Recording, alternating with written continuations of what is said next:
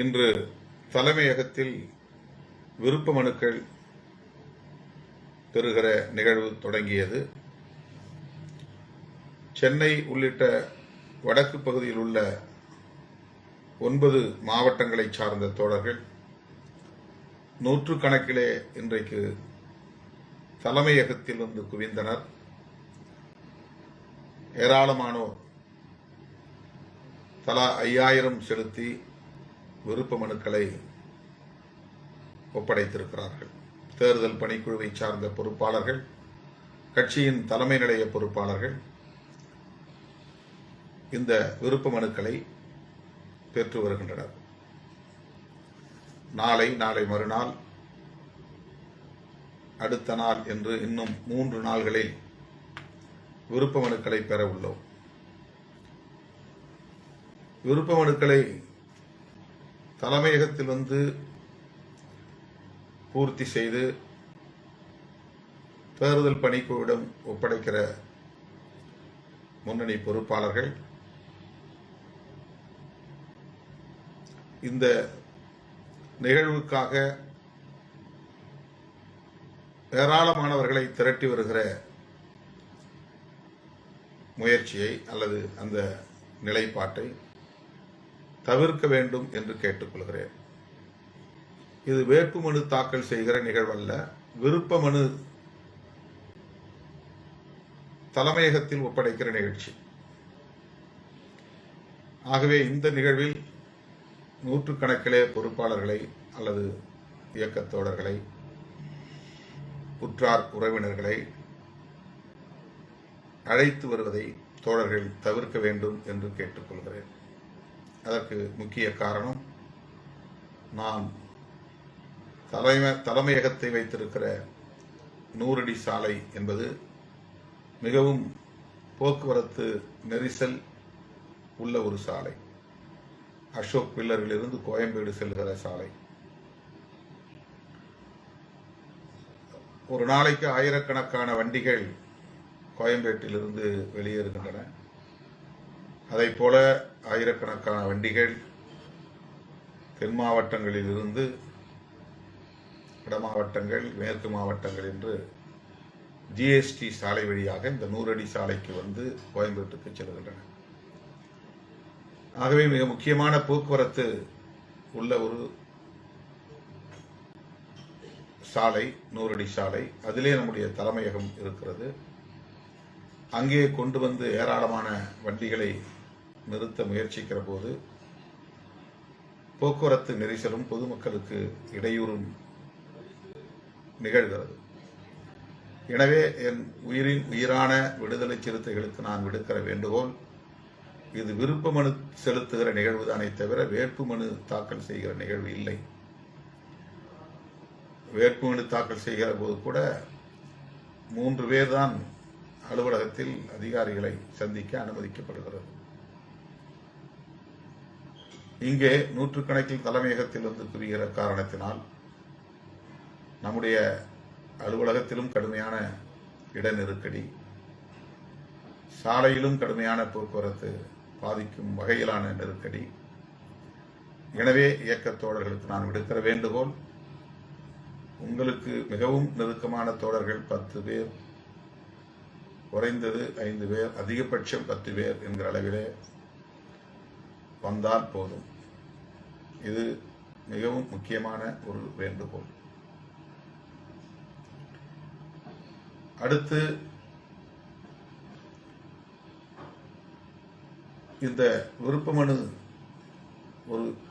மனு பெறுகிற நிகழ்வு ஒரு ஜனநாயக நடைமுறை என்பதை நேற்றைய முகநூல் நேரலையில் நான் தெரிவித்தேன். எல்லோருக்கும் தேர்தலில் போட்டியிட வேண்டும் என்கிற விருப்பம் உண்டு. அந்த வாய்ப்பு கிடைக்கிறதோ இல்லையோ, தலைமையகத்தில் நாம் மனு செய்திருக்கிறோம், அதற்கான ரசீதை பெறுகிறோம் என்கிற போது அது நமக்கான ஒரு ஆவணமாக மாறுகிறது, ஒரு வரலாற்று நிகழ்வாகவும் அமைகிறது. எல்லாவற்றையும் விட தம்முடைய விருப்பத்தை வெளிப்படுத்துவதற்கான ஒரு வாய்ப்பை கட்சி தலைமை உருவாக்கி தருகிறது. எனவே எத்தனை தொகுதிகளை பெறுகிறோம் என்பதையெல்லாம் தாண்டி 234 தொகுதிகளிலும் நாம் விருப்ப மனு செய்ய முடியும், செய்ய வேண்டும் என்கிற ஒரு தூண்டுதல், ஒரு உந்துதல் இந்த நடவடிக்கையின் மூலம் ஒவ்வொருவருக்கும் உருவாகிறது. பொது தொகுதிகள், தனி தொகுதிகள் என்று எல்லா தொகுதிகளுக்கும் நம்முடைய தோழர்கள் விருப்ப மனு தாக்கல் செய்கிறார்கள். தாம் விரும்பும் ஒரு நபருக்கு கட்சியில் போட்டியிடக்கூடிய வாய்ப்பை வழங்க வேண்டும் என்று கோரிக்கை விடுத்து ஒருவருக்கு பலர் விருப்ப மனு செய்கிற நிகழ்வுகள் ஒவ்வொரு முறையும் நடக்கின்றன. இந்த முறையும் அப்படி இந்த 9 மாவட்டங்களில் ஏறத்தாழ 400 பேர் விருப்ப மனுக்களை வழங்கியிருக்கிறார்கள். சென்னை, காஞ்சிபுரம், திருவள்ளூர், செங்கல்பட்டு, திருவண்ணாமலை, அரியலூர் ஆகிய இந்த பெரம்பலூர் ஆகிய இந்த மாவட்டங்களில் இருந்து கூடுதலாக பொறுப்பாளர்கள் அணிதிரண்டு வருவது நாம் அறிந்த ஒன்று. ஆகவே நாளைக்கு வருகிற தோழர்கள் விருப்ப மனு செய்யக்கூடிய நபர்கள் அவர்களோடு ஒரு சிலர் என்கிற வகையில் வருகிற தோழர்களின் எண்ணிக்கையை எந்த அளவுக்கு குறைத்துக் கொள்ள முடியுமோ அந்த அளவுக்கு குறைத்துக் கொள்ள வேண்டும் என்பதற்காகத்தான் இந்த வேண்டுகோள். நாளைக்கு ஏராளமான தோழர்கள் கடலூர், விழுப்புரம், கள்ளக்குறிச்சி மாவட்டங்களில் இருந்தும் அரியலூர், டெல்டா மாவட்டங்களில் இருந்தும் திரண்டு வருகிறார்கள் என்ற தகவல் கிடைத்ததும் இந்த நேரலையில் உங்களுக்கு வேண்டுகோள் விடுக்க வேண்டும் என்கிற ஒரு உந்துதலின் அடிப்படையில் இப்போது நேரலையில் உங்களோடு இருக்கிறேன். அடுத்தடுத்து வரக்கூடிய தோழர்களுக்கும் இது பொருந்தும். நிறைய ஆட்களை திரட்டி வருவதை தவிர்க்க வேண்டும். வருகிற போது தலைமையகத்தில் கட்டுப்பாடு கடைபிடிக்கப்பட வேண்டும்.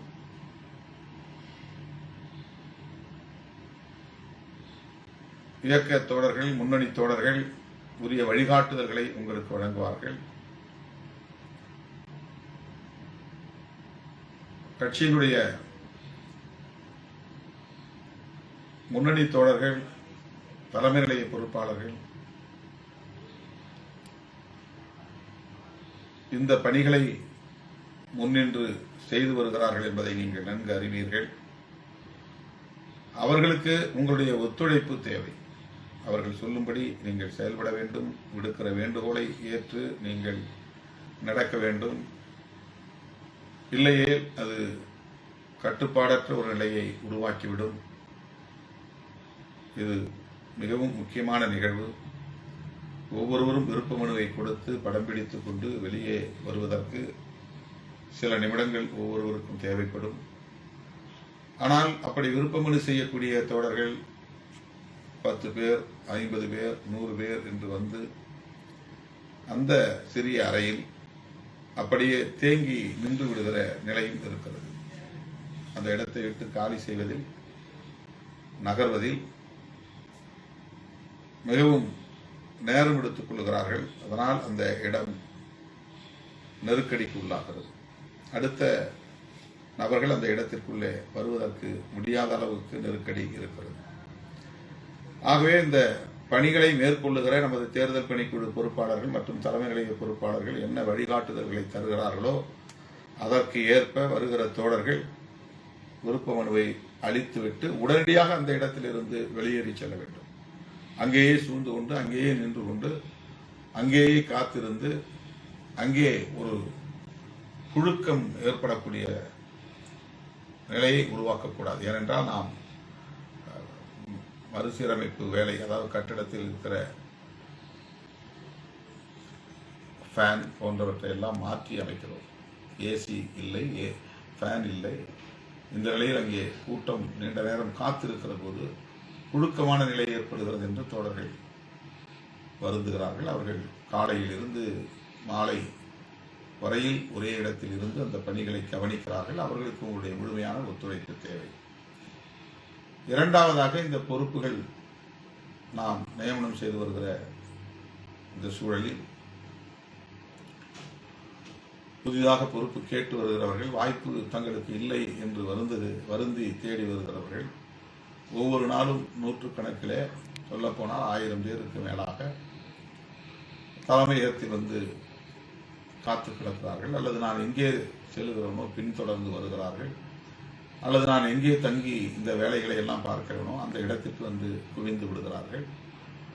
ஆகவே தோழர்களுக்கு நான் விடுக்கிற வேண்டுகோள், இந்த மறுசீரமைப்பில் மாவட்ட நிர்வாகம் என்கிற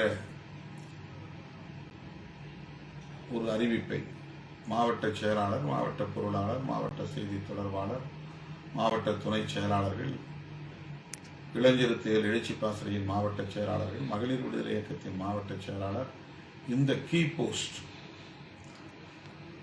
இதுதான் மாவட்ட நிர்வாகம். இதனை நாம் இப்போது விரைந்து அறிவிக்க வேண்டும் என்கிற ஒரு நெருக்கடியான காலச்சூழலில் நின்று கொண்டிருக்கிறோம். தொடர்களே, புதுச்சேரியில் இன்னும் ஒரு நாள் தான் இடைவெளி இருக்கிறது. திங்கட்கிழமை வேட்புமனு தாக்கல் நிறைவு பெற இருக்கிறது. நமக்கு 30ஆம் தேதியிலிருந்து வேட்புமனு தாக்கல் தொடங்குகிறது தமிழ்நாட்டில். ஆகவே அது தொடர்பான பணிகளை நான் மேற்கொள்ள வேண்டும். நேற்று சொன்னதைப் போல எத்தனை தொகுதிகள் என்கிற எண்ணிக்கையை இறுதி செய்ய வேண்டும். எந்தெந்த தொகுதிகள் என்பதையும் நாம் அடையாளம் கண்டு அதனையும் இறுதி செய்தாக வேண்டும். வேட்பாளர் தேர்வு செய்து அறிவிப்பு செய்தாக வேண்டும். விரைந்து வேட்புமனு தாக்கல் உள்ளிட்ட களப்பணிகளை தொடங்க வேண்டும். இத்தகைய நெருக்கடியில் இருக்கிற சூழலில் மாவட்ட நிர்வாகத்தை மட்டும் நாம் அறிவித்துவிட்டு களத்திற்கு விரைய வேண்டிய நிலையில் இருக்கிறோம். தோழர்களே, இந்த மாவட்ட நிர்வாகத்திற்கான பொறுப்பாளர்கள் பட்டியலை தயாரித்து தலைமைக்கு அனுப்பி வையுங்கள் என்று நான் கோரிக்கை விடுத்து சில வாரங்கள் உருண்டோடிவிட்டன. இன்னும் 30க்கும் மேற்பட்ட மாவட்டங்களில் இருந்து, அதாவது தொகுதிகளில் இருந்து அந்த பட்டியலே வரவில்லை. வந்த பட்டியல் இன்னும் அப்லோட் செய்யப்படவில்லை என்பது ஒரு புறம். இதுவரையில் 150 தொகுதி மாவட்டங்களுக்கு பொறுப்பாளர் பட்டியல், மாவட்ட நிர்வாக பட்டியல் அறிவிக்கப்பட்டுவிட்டது. கையிலே இருப்பது இன்னும் நீங்கள் தந்து அதை அப்லோட் செய்யாமல் இருப்பது 40க்கும் மேற்பட்ட மாவட்டங்களுக்குரிய பட்டியல்கள் உள்ளன. ஆனால் அவற்றில் மண்டல செயலாளர் கையெழுத்திட்டு இருந்தால் மண்டல துணை செயலாளர் கையொப்பம் இல்லை, மண்டல துணை செயலாளர் கையொப்பமிட்டு இருந்தால் மண்டல செயலாளர் கையொப்பம் இல்லை என்கிற சில குறைபாடுகள் இருக்கின்றன.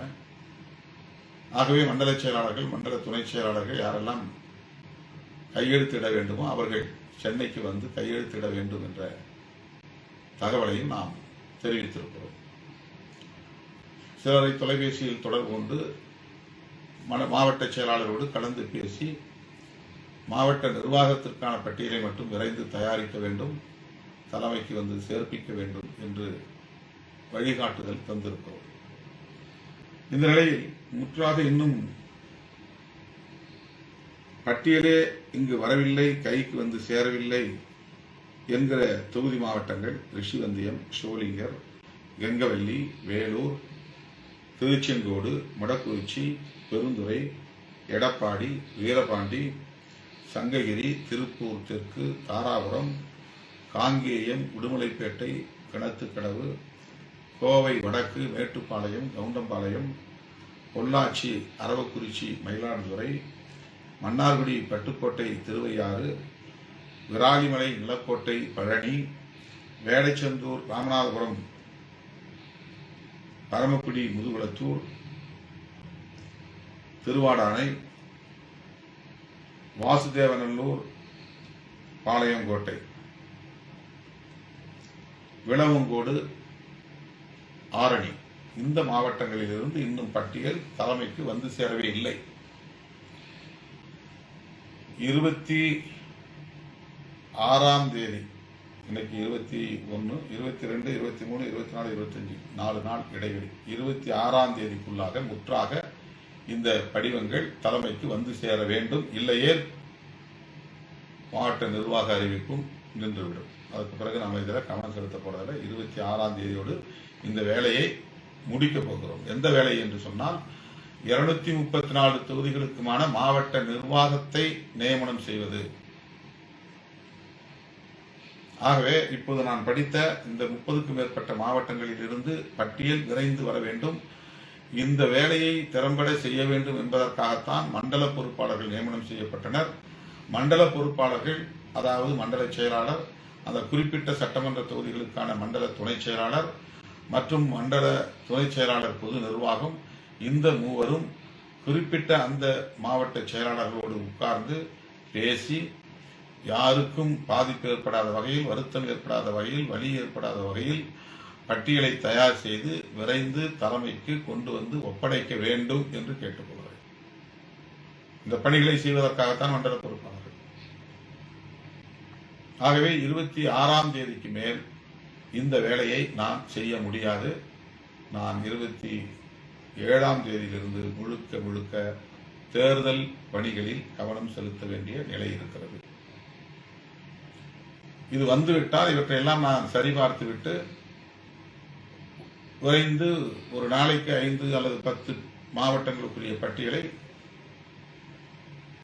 நீங்கள் சரியாக சீர் செய்து அனுப்பினால் உடனே 2 நாட்களில் அவை அனைத்தையும் நாம் 27, 28 அந்த 2 நாட்களுக்குள்ளாக மொத்தத்தையும் நாம் அப்லோட் செய்துவிட முடியும். என்னுடைய முகநூலில் மாவட்ட நிர்வாக பட்டியலை அறிவிக்கிற பணியை இறுதி செய்து நிறைவு செய்ய முடியும்.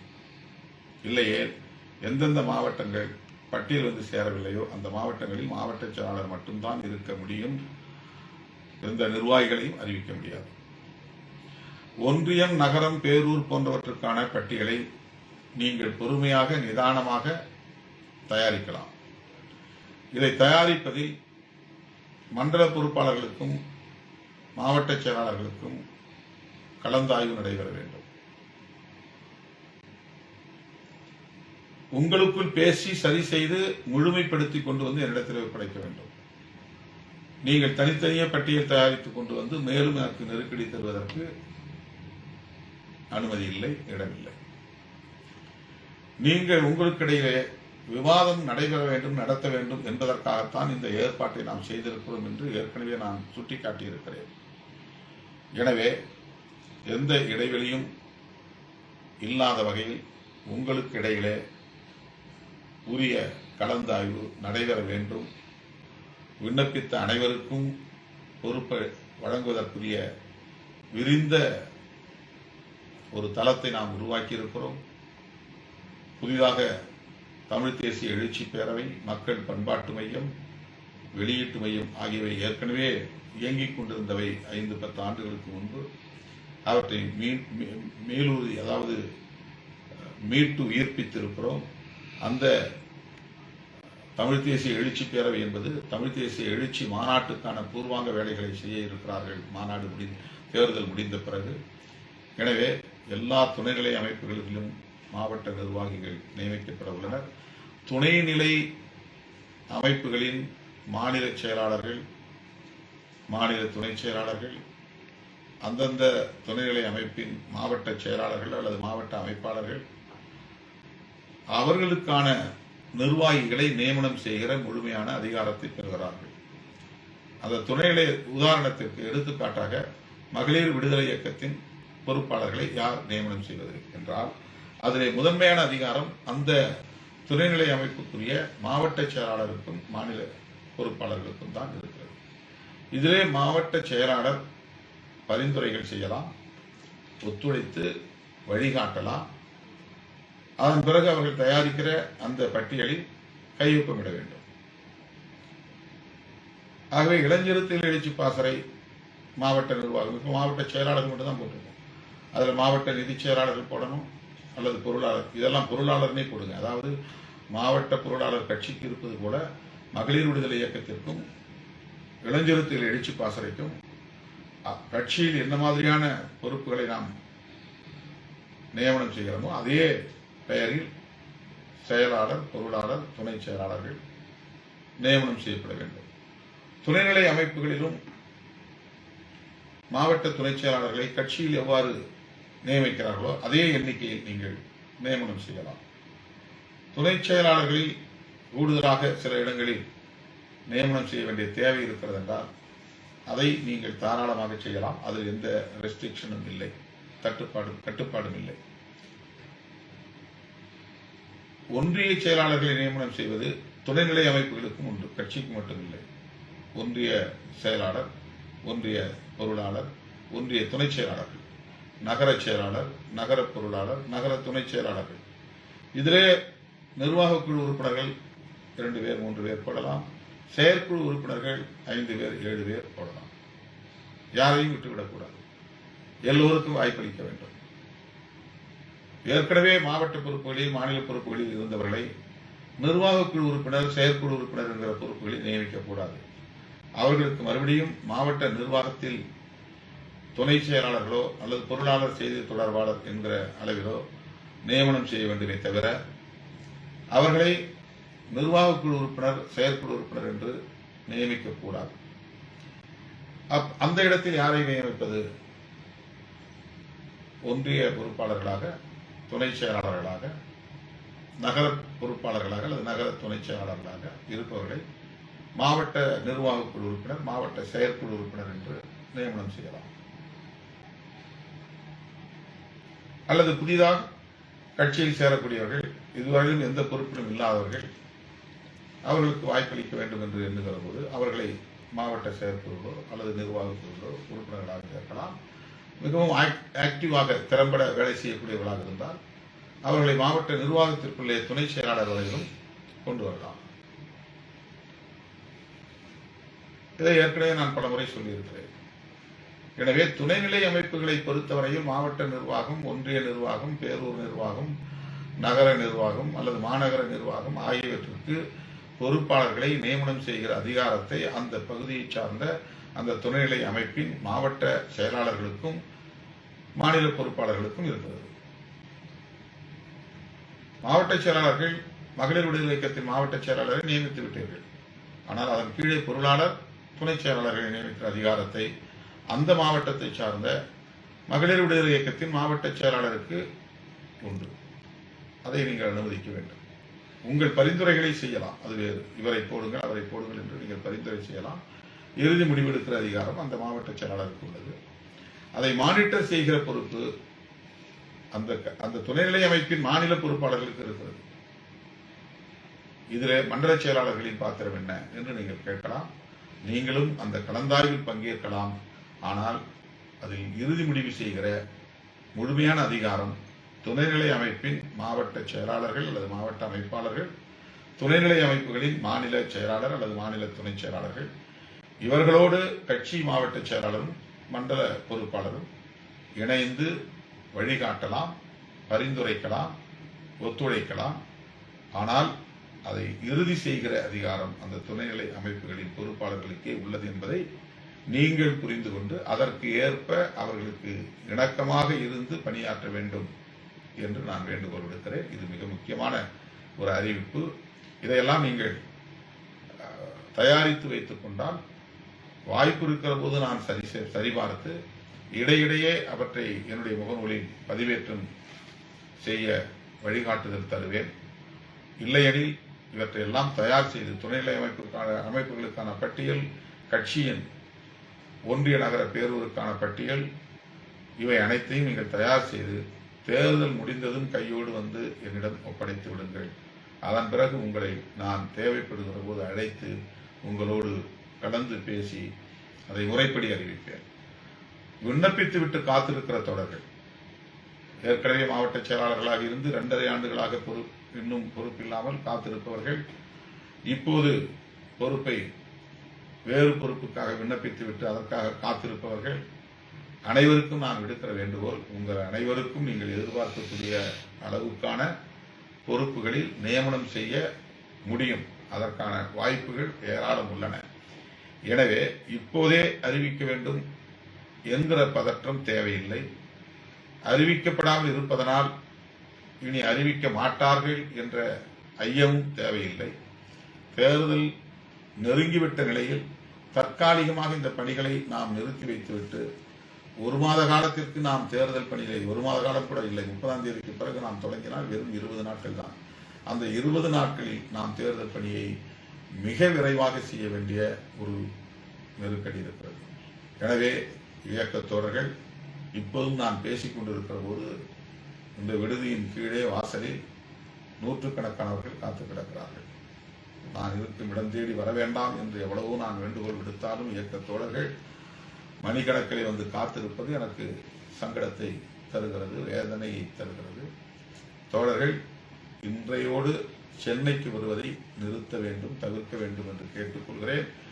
ஏற்கனவே நீங்கள் என்ன பொறுப்புகளில் இருந்தீர்களோ அந்த பொறுப்புகளையே அப்படியே நீங்கள் ஏற்றுக்கொண்டு அதன் அடிப்படையிலேயே உங்கள் களப்பணிகளை ஆக்கலாம். உங்கள் பொறுப்புகளில் வேறு யாராவது நியமிக்கப்பட்டிருந்தால் நீங்கள் காத்திருப்போர் பட்டியலில் இருக்கிறீர்கள், முன்னாள் பொறுப்பாளர்கள் என்கிற அந்த உணர்வோடு அந்த பணிகளை, தேர்தல் பணிகளை நீங்கள் ஆற்றலாம். அல்லது உங்கள் பொறுப்புகளில் யாரையும் நியமிக்கவில்லை, அது இன்னும் நியமிக்கப்படாமலே இருக்கிறது என்றால் நீங்கள் ஏற்கனவே இருந்த பொறுப்பில் அப்படியே தொடர்ந்து செயல்படலாம். புரியும் என்று நான் கருதுகிறேன். எனவே பொறுப்பு நியமனம் தற்காலிகமாக நிறுத்தி வைக்கப்படுவதனால் எல்லாம் முடிந்துவிட்டது, இனி பொறுப்பாளர் நியமனம் இல்லை என்று யாரும் பதற்றமடைய தேவையில்லை. ஒரு இடைக்கால நிறுத்தம் 20 அல்லது 25 நாட்கள் அல்லது அதிகபட்சம் ஒரு மாத காலம் தள்ளி வைத்து இந்த பணிகளை மீண்டும் உங்களோடு சேர்ந்து நான் விரைந்து செய்து முடிப்பேன் என்பதை தெரிவித்துக் கொள்கிறேன்.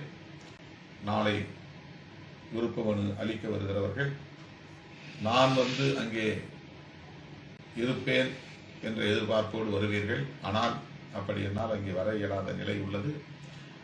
தலைமை நிலைய செயலாளர்கள், தேர்தல் பணிக்குழு பொறுப்பாளர்கள், குணவழகன் உள்ளிட்ட முன்னணி பொறுப்பாளர்கள் தலைமையகத்தில் உங்களுக்காக காலை 9 மணியிலிருந்து காத்திருப்பார்கள். மாலை 6 மணி வரையில் அலுவலகத்தில் இருப்பார்கள். விருப்ப மனுக்களை அந்த குறிப்பிட்ட மாவட்டங்களை சார்ந்தவர்கள் மட்டுமே வந்து உரிய முறைப்படி விண்ணப்பம் செய்ய வேண்டும், மனுவை தாக்கல் செய்ய வேண்டும் என்று கேட்டு இன்றைக்கு இந்த அளவிலே இதை நிறைவு செய்கிறேன். மீண்டும் நாளை நம்முடைய தேர்தல் பணிகள் குறித்து அல்லது தேர்தல் தொகுதி பங்கீடு குறித்து ஏதேனும் சொல்ல வேண்டிய கருத்துக்கள் இருந்தால் நேரலைக்கு வருவேன் என்பதை சொல்லி முடிக்கிறேன். நன்றி, வணக்கம்.